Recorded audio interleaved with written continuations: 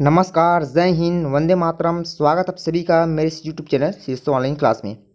दोस्तों, आज का ये वीडियो जिसमें हम अक्षांश और देशांतर रेखाओं के बारे में पूरी डिटेल वाइज एक ही वीडियो में चंद मिनटों की इस वीडियो में आज हम कवर करने वाले हैं, क्योंकि एग्जाम के दौरान हमको जो है अक्षांश व देशांतर रेखाओं के बेस पे कई सारे क्वेश्चन जो है बना के पूछे जाते हैं। सो आज का वीडियो आप सभी के लिए है। ये वीडियो आप जितने भी स्टूडेंट यहाँ कवर कर रहे हैं, लाइक के साथ साथ सब्सक्राइब जरूर करेंगे। शीर्षो ऑनलाइन क्लास पूरी यहाँ पास डिटेल वाइज आपको क्लास दी जाती है।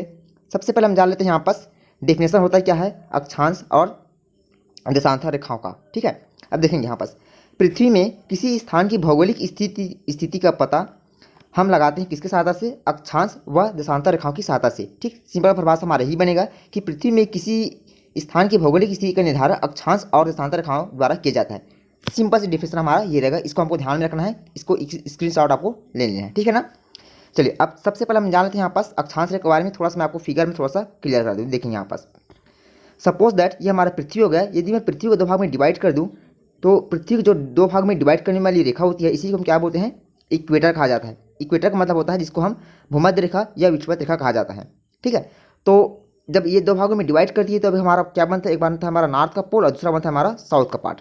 ठीक, नॉर्थ का पार्ट और ये साउथ का पार्ट हमारा बनता है, मतलब उत्तरी गोलार्ध और दक्षिणी गोलार्ध।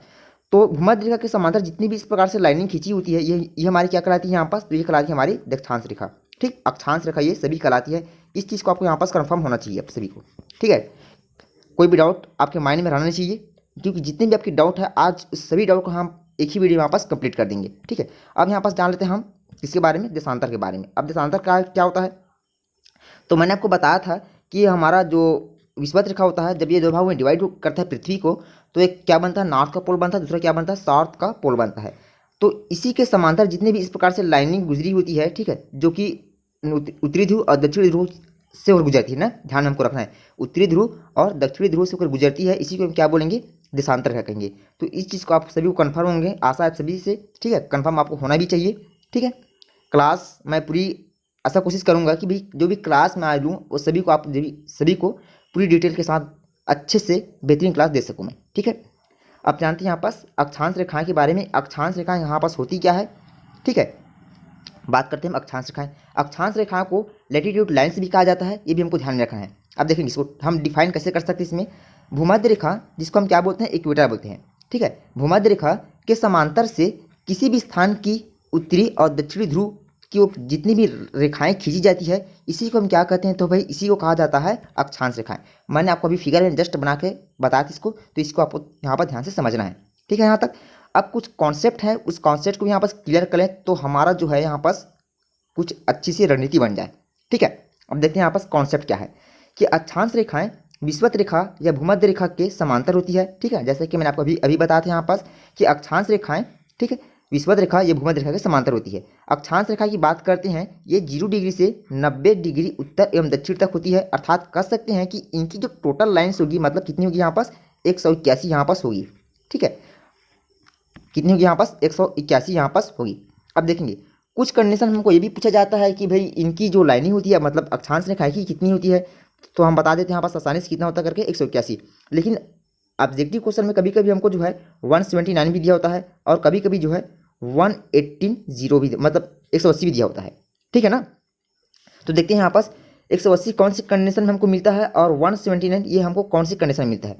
अब थोड़ा सा यहाँ पास फिगर में थोड़ा ध्यान देंगे। जैसे कि मान के चलिए यहाँ पास ये क्या है, पृथ्वी है, पृथ्वी का मानचित्र है। ठीक, ये हमारा क्या हो गया, इक्वेटर हो गया, 0 डिग्री की बेस पे होता है ये। ठीक है, इसके समांतर जितनी इस प्रकार से लाइनें गुजरी होती है ये सभी क्या होती है, अक्षांश रेखाएं होती है। ठीक है, तो जैसे ही हम क्या करते हैं, विषुवत रेखा से ऊपर की ओर बढ़ते हैं तो टोटल इनकी संख्या काउंट करें कितना मिलेगा हमको, 90 मिलेगा। कितना मिलेगा, ये 90 मिलेगा यहाँ पास। कंफर्म है यहाँ तक ये। अब वैसे ही जस्ट हम नीचे की इस प्रकार से बढ़ेंगे तो भी इनकी संख्या हमको काउंट करने पर कितना मिलेगी, ये भी हमको मिलेगा 90।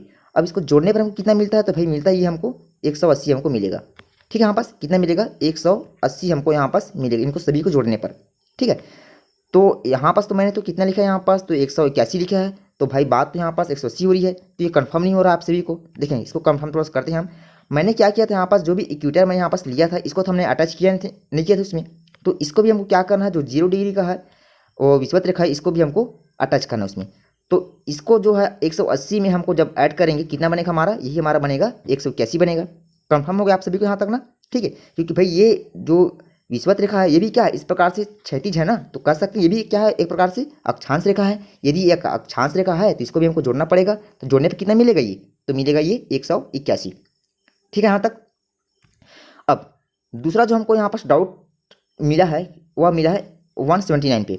179 यह किस कंडीशन पे आता है, तो देखेंगे यहाँ पास इतना तो पता है कि ये क्या होता है हमारा 0 डिग्री पे भूमध्य रेखा विषुवत रेखा होता है, ठीक है ना। तो क्या होता है जब इस प्रकार से हम इसी समांतर पृथ्वी के ऊपर की ओर बढ़ते इस प्रकार से, तो कुछ कंडीशन में हमको यहाँ पास ऐसी एक स्थिति ऐसी आती है कि यहाँ पास हमको जो है 0 डिग्री का सामना करना पड़ता है, मतलब 0 पॉइंट का यहाँ पर सामना करना पड़ता है। वैसी सेम कंडीशन साउथ के पार्ट में भी होता है, ठीक है। तो 0 डिग्री का जो पार्ट हमको मिलता है ना, ठीक कवर मिलता है, इसको हम क्या करते हैं, कुछ कंडीशन इसको छोड़ दिया जाता है, इसको छोड़ दिया जाता है। तो 181 में हम जब इसको माइनस करेंगे, 2 को कितना माइनस करेंगे, 2 को माइनस करेंगे, कितना मिलेगा हमको 179 मिलता है। अब आपको मेरे ख्याल से ये कंफर्म हो गया होगा, ठीक है। अब बात करते हैं यहाँ पास इसकी डिस्टेंस के मतलब दूरी के बारे में। अब देखिएगा, ठीक है, हर एक पॉइंट को आपको बिल्कुल जो यहाँ पास स्टार के साथ कॉपी में नोट करना है, ठीक है। अब देखते हैं यहाँ पास 1 डिग्री अक्षांश के बीच की दूरी लगभग कितनी होती है, तो 111 किलोमीटर होती है। अभी किसकी बात चल रही है, अभी अक्षांश रेखा की बात चल रही है। सामान्य शब्द हम इसको कर सकते हैं, ये कितना होता है, तो ये वही होता है यहाँ पास 69 मील होता है, ठीक, सामान्य शब्दों में। यह पृथ्वी के गोलार्ध के कारण यह दूरी विषुवत रेखा से ध्रुव की क्या होती है, अधिक हो जाती है। ये भी हमको ध्यान में रखना है।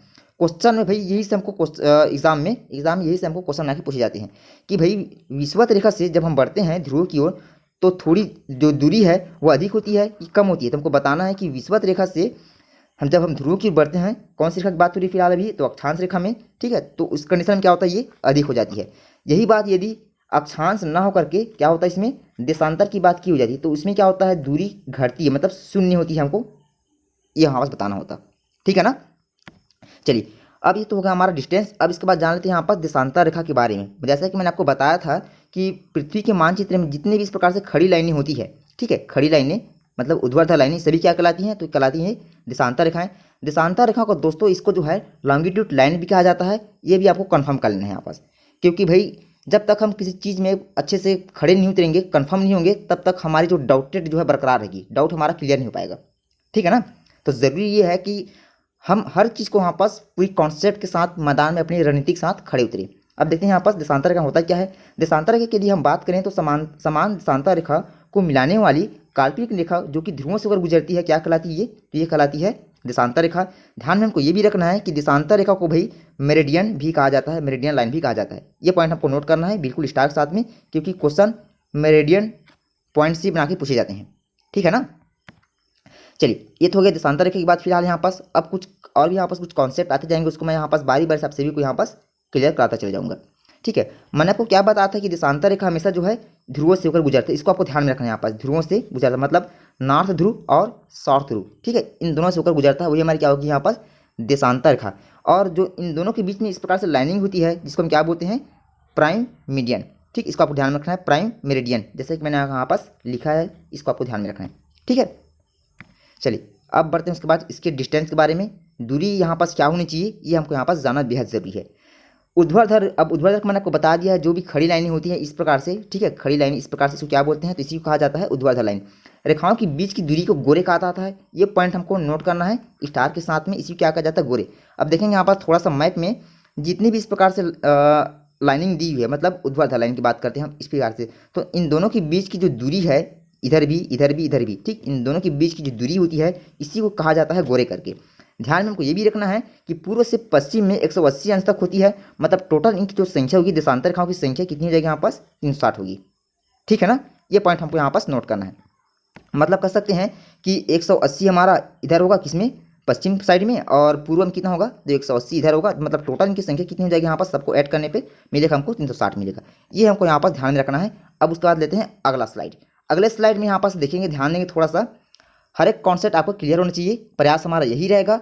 विषुवत रेखा पर दो समांतर रेखा के बीच की दूरी कितनी होती है, तो 111.32 किलोमीटर होती है, जो विषुवत रेखा से ध्रुवों के जानने पर घटती है। अक्षांश रेखा मैंने आपको क्या बताया था कि उसमें जो है विषुवत रेखा से ध्रुव के जानने पर क्या होता है, तो मतलब अधिक होता था, ये मैंने आपको बताया था। लेकिन इसमें क्या होता है, घटता है, मतलब शून्य होता है।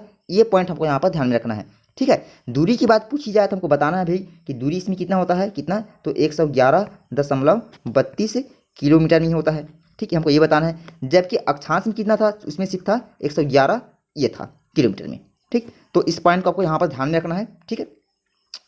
अब यहाँ पर लेते हैं अगला पॉइंट्स। अगला पॉइंट्स हमको ध्यान में रखने योग्य जो पॉइंट्स है वह ये रहेगा यहाँ पास कि यहाँ पृथ्वी को 360 अंश घूमने में 24 घंटे का समय लगता है, ठीक है। सिंपल सा यहाँ पास, ये ज़्यादा बताने की जरूरत नहीं था, फिर भी मैं सोचा कि यहाँ पर जो टॉपिक आ ही गया तो इस चीज़ को यहाँ पास अटैच कर दूँ, ठीक है। अब यहाँ पर जो याद रखने योग्य पॉइंट्स है वह ये है, देखेंगे यहाँ पास, इस प्रकार 1 डिग्री की दूरी तय करने में 4 मिनट का समय लगता है। ये पॉइंट्स हमको यहाँ पर ध्यान में रखना है, इसको आपको यहाँ पास बिल्कुल ध्यान में रखना है, ठीक है। कि पृथ्वी को जो 1 डिग्री का जो समय मतलब लगता है वो कितना लगता है, तो लगता है यहाँ पर 4 मिनट का समय लगता है। ये हमको यहाँ पर ध्यान में रखना है, ये क्योंकि ये भाई ये जो 4 मिनट का समय वाला जो क्वेश्चन मैंने आपको बताया है ये कई बार एग्जाम में ट्रेंड हुआ है, ठीक है। तो इसको आपको भूलना नहीं है, माइंड में आपको यहाँ पास बिल्कुल बसा ही लेना इसको। अब कुछ यहाँ पास मैंने नोट्स आप सभी के लिए बेशक यहाँ पास स्टोर किए हैं, यहाँ पास कलेक्ट किए हैं, देखेंगे यहाँ पास नोट्स क्या है, इसको हमको ध्यान रखना है ना, ठीक है। पूर्व का समय हमेशा आगे रहता है और पश्चिम का समय हमेशा पीछे रहता है। ये आपको बिल्कुल जो है स्टार के साथ कॉपी में नोट कर लेना है, VIMP के साथ में, ठीक है, कि पूर्व का समय आगे और पश्चिम का समय पीछे रहता है। अच्छा, इस पूर्व का समय और पश्चिम के जो समय है उससे मुझे कुछ क्वेश्चन याद बनाए हैं, यहाँ पास याद आया है कि पृथ्वी जो होता है, हमारा जो पृथ्वी की बात करें, हाँ, हमारा जो पृथ्वी होता है ये किस डायरेक्शन में ये गति करता है, तो सिंपल सा भाई कि हमारा जो पृथ्वी होता है ये पश्चिम से पूर्व की डायरेक्शन में क्या करता है, ये रोटेट होता है, गति करता है। ये हमको यहाँ पास कन्फर्म होना चाहिए, ठीक है ना। अब अगला बात करते हैं यहाँ पास, ठीक है। अभी तो फिलहाल हम देशांतर रेखा की बात करें तो देशांतर रेखा से एक पॉइंट हमको ये भी लेना है कि यह रेखा कहाँ से, लंदन के निकट ग्रीनविच से गुजरती है, इसी नाम से इसको जो है ग्रीनविच रेखा भी कहा जाता है। ये हमको यहाँ पर ध्यान रखना है। अगले हम पॉइंट की बात करें तो 180 अंश डिग्री, ठीक है, 180 डिग्री देशांतर रेखा को अंतर्राष्ट्रीय रेखा भी कहा जाता है। ये हमको बिल्कुल स्टार के साथ में कॉपी में नोट कर लेना है, क्योंकि क्वेश्चन जो है ज़्यादातर अंतर्राष्ट्रीय तिथि से ही बना के पूछे जाते हैं। मेरी बात समझ रहे हैं ना, ठीक है। इसको आपको ध्यान में रखना है कि 180 डिग्री मतलब क्या था, जो इस प्रकार से लाइनिंग होती है ना, जिसको मैंने क्या बताया था कि इसी को मेरिडियन लाइन भी कहा जाता करके, तो इसको हमको ध्यान में यहाँ पास रखना है। मेरिडियन लाइन जो कितने का अंश का होता है, तो 180 अंश का मतलब सीधी लाइन जो होती है, और इसी के समांतर जितनी भी इस प्रकार से लाइनिंग गुजरी होती है ये सभी क्या है यहाँ पास, तो भाई ये है था देशांतर रेखा। इस पॉइंट को हमको यहाँ पर ध्यान रखना है, ठीक है, कन्फर्म आपको होना ही चाहिए यहाँ पास। नेक्स्ट पॉइंट के यहाँ पास बात करते हैं भारत का मानक समय, ठीक है। भारत का मानक समय की बात करें तो ये जो है 82.5 डिग्री होता है, ठीक है, जो कि कहाँ, पूर्वी देशांतर में, और कहाँ से लिया गया है, इलाहाबाद से। इलाहाबाद से याद आया कि इलाहाबाद को प्रयागराज भी कहा जाता है। ये हमको यहाँ पास कन्फर्म थोड़ा सा होना चाहिए, ठीक, प्रयागराज कहा जाता है इलाहाबाद को, ठीक है। तो हर एक पॉइंट्स को आप जो है नोट्स करते होंगे, उम्मीद है आप सभी ऐसा, ठीक है।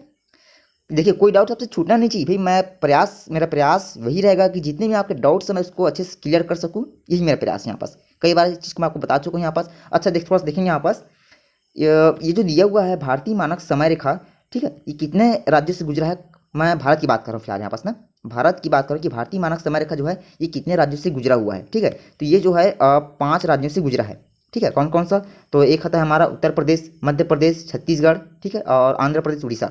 तो इस चीज़ को आप यहाँ पर ध्यान रखेंगे, 5 राज्यों से गुजरा हुआ है, ठीक है, अच्छे से आपको ध्यान में रखना है। अच्छा फिलहाल मैं थोड़ा सा बता दूं और कि जो इंडियन जियोग्राफी है ना, उसको जो है आप वीडियो प्लेलिस्ट में देखेंगे, एक अलग से वीडियो वहाँ पास बिल्कुल वहाँ पर डिटेल वाइज क्लास मिलेगी आपको, अच्छे से अच्छा लगेगा, ठीक है। काफ़ी मेहनत की मैंने इस पर, ठीक है, स्लाइड बनाने में, तो देखेंगे यहाँ पास अच्छा लगेगा आप सभी को, ठीक है। सो लव यू गाइस, फिर मिलेंगे एक ऐसी वीडियो साथ, तब तक के लिए जय हिंद, वंदे मातरम, वेलकम। चैनल पर नए हैं तो चैनल को सब्सक्राइब जरूर करेंगे। शीर्ष ऑनलाइन क्लास आप सभी के लिए हर पल बेहतर, तत्पर, ठीक है। और हो सके तो ज़रूर अपने प्यार भरे कमेंट्स मुझे ज़रूर देंगे, क्योंकि भाई देखिए जितने भी बच्चे मुझे कमेंट्स करते हैं उन सभी बच्चों को कमेंट्स में मैं बिल्कुल बारीकी से पढ़ता हूँ, बहुत अच्छा लगता है मुझे आप सभी का कमेंट्स पढ़ने में। और जितने भी बच्चे मेरे साथ इस चैनल से जुड़े हुए हैं, गृहिणी की बात करें, भाई बहन की बात करें, ठीक है, उन सभी के एक बार पुनः सत श्री अकाल, जय हिंद, वंदे मातरम, वेलकम।